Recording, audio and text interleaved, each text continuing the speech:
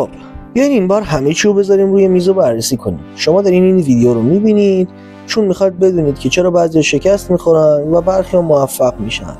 البته نمیخوام تو این ویدیو از روانشناسی زرد استفاده کنیم، این که بهتون بگم او نه اگر شکست خوردی ادامه بده، تو نباید ببازی، تو بازنده نیستی. نه این چیزی کاملا اشتباهه.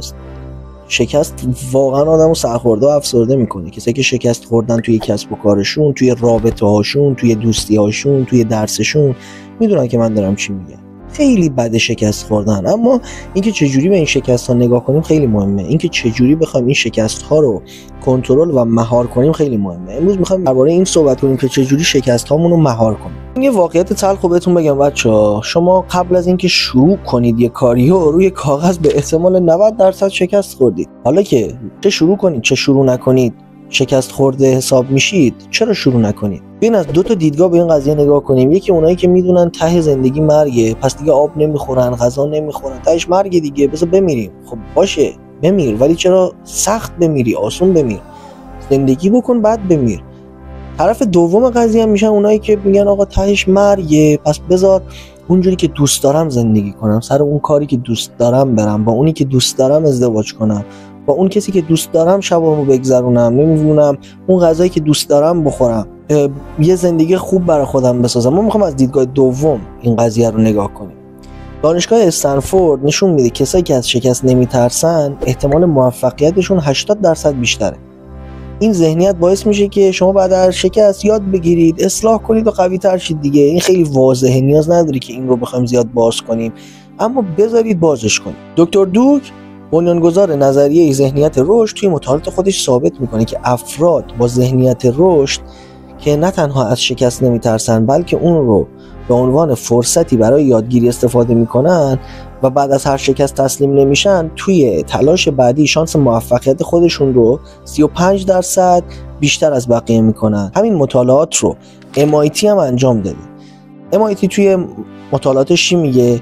میگه که کارآفرینایی که چندین بار شکست خوردن وقتی دوباره شروع میکنن احتمال موفقیتشون به طرز چشمگیری افزایش پیدا میکنه. چرا؟ اون چیزی به نام قانون اعداد بزرگ اینجا حکمرانی میکنه.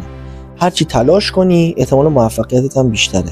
بعد مطمئنم که اینجوری فکر میکنید پیش خودتون قراره یه دفعه شکست بخورم دیگه، 2 دفعه شکست بخورم، 3 دفعه شکست بخورم، 4 دفعه شکست بخورم، بعدش موفق میشم دیگه. نه باید بهتون بگم شما 60% تلاشاتون منجر به شکست میشه و فقط 40% قراره به موفقیت برسید. اگر حاضرید که 60% شکست بخورید تا به اون 40% موفقیت برسید، میخوام یه رویکرد بهتون بگم که اکثر آدمای موفق دارن از این رویکرد استفاده میکنن برای اینکه شکست‌هاشون رو تبدیل کنن به یه موفقیت خیلی بزرگ. اولین چیزی که بچه‌ها باید در نظر بگیرید در زمان شکست خوردن، اولین استراتژی اینه که شکست رو بپذیرید. پیش خودتون نگید او نه من شکست ناپذیرم، من شکست نمیخورم.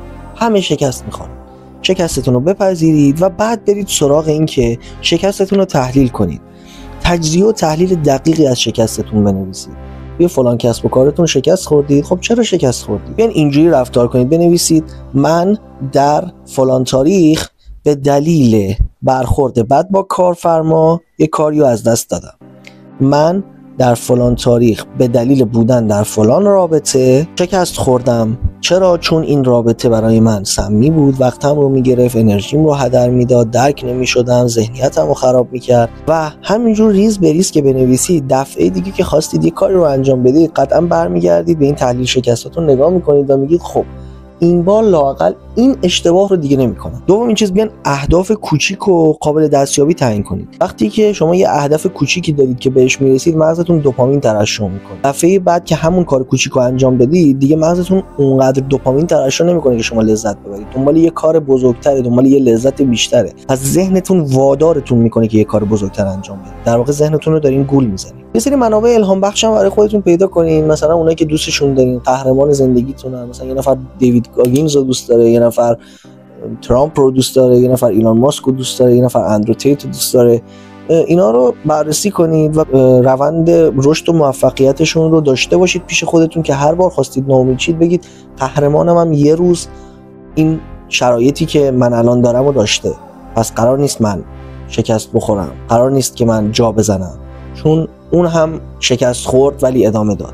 اون هم ناامید بود ولی ادامه داد. پس هر بار که شکست میخورید یادتون باشه شکست تنها یه توقفگاه پایان مسیر نیست. وای میسید اونجا فکر میکنید، مینویسید، برای خودتون درس میگیرید و میرید سراغ مقصد بعدی. اگر هم تجربه خودتون دارید از شکست و موفقیت، من به اشتراک بذارید که یه چیزی من از شما یاد بگیرم، یه چیزی هم شما از من یاد بگیرید و با هم تعامل داشته باشیم، بگیم راجبش، حرف بزنیم که همدیگه رو رشد بدیم. تنها هدف این چنل اینه که با همدیگه رشد کنیم. همین.